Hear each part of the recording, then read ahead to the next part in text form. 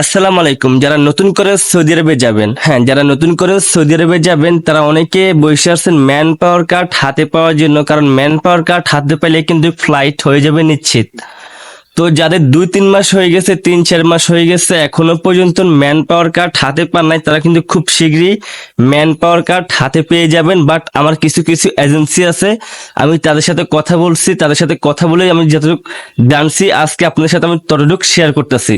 দেখেন, কালকে কিন্তু 18 মে কিন্তু বিএমএটি অফিসের সামনে কিন্তু একটা আন্দোলন হয়েছে। আন্দোলনের পর থেকে কিন্তু ম্যান পাওয়ার কার্ড কিন্তু ডাউনলোড হচ্ছে, ম্যান পাওয়ার কার্ড কিন্তু অনলাইন হচ্ছে।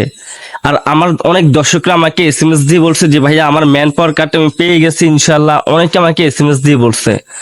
তো ইনশাল্লাহ, বাট আপনাদের যারা 2-3 মাস হয়ে গেছে, 1 মাস হয়ে গেছে, 1.5 মাস হয়ে গেছে, তারাও কিন্তু ম্যান পাওয়ার কার্ড হাতে পেয়ে যাবেন খুব শীঘ্রই। আপনাদের এজেন্সির সাথে আপনারা কথা বলেন, যোগাযোগ করেন। এজেন্সির সাথে কথা বলে যোগাযোগ করলে অবশ্যই আপনার ম্যান পাওয়ার কতদূর আগেছে আপনি জানতে পারবেন। আর আপনি ম্যান পাওয়ার কার্ড অনলাইনে প্রতিদিনে চেক করবেন, দেখবেন আপনার অবশ্যই ম্যান পাওয়ার কার্ড কিন্তু অনলাইনে চলে আসবে।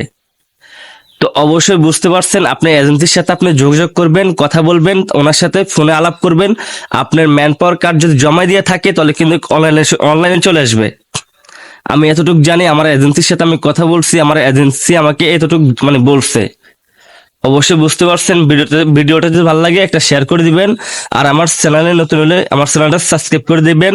সবাই ভালো থাকবেন, ধন্যবাদ।